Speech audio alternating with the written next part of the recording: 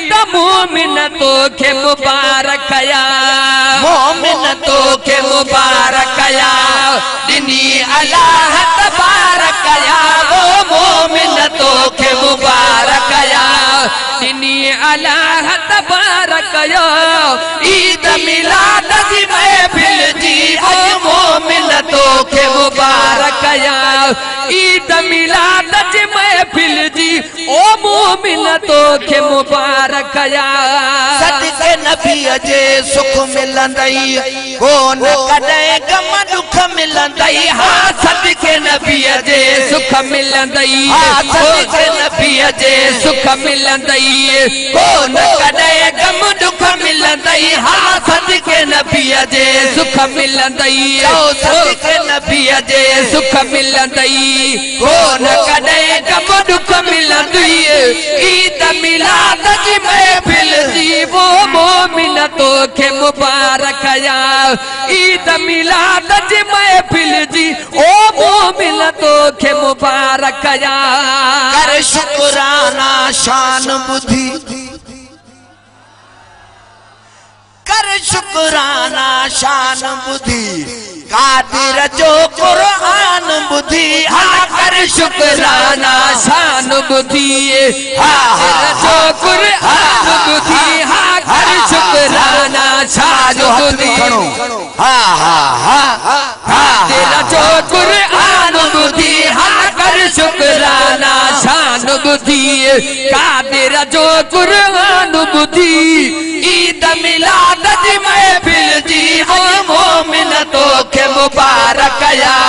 ईद मिलाद जी महफिल जी ओ मोमिन तो के मुबारक या हाँ मोमिन तो के मुबारक या दिनी अल्लाह तबारक या वो मोमिन तो के मुबारक या दिनी अल्लाह तबारक या ईद मिलाद जी महफिल जी ओ मोमिन तो के मुबारक या ईद मिलाद जी महफिल जी ओ मोमिन तो के मुबारक या सुभान अल्लाह जो तो सोनो मिसरो बुधाया ओ थी जो खर्च सजायो थई अदा न्याज अज थी वो खर्च सजायो थई अंगण मोहम्मद आयो थी ओ थी वो खर्च सजायो थी थी वो खर्च सजायो थी वो खर्च सजायो थी अंगण मोहम्मद आयो थी ओ थी वो खर्च सजायो थी वो खर्च सजायो थी अंगण मोहम्मद आयो थी वो खर्च सजायो थी अंगण मोहम्मद आयो थी ईद मिलाद जी महफिल जी ओ मोमिन तो के मुबारक या सेठार सजन सब साद हुजन अल्लाह कंदो सभई खुश हूंदो सेठार सजन सब शाद हुजन आशिक कुल आबाद हुजन सेठार सजन सब शाद हुजन आशिक सब आबाद हुजन सेठार सजन सब शाद हुजन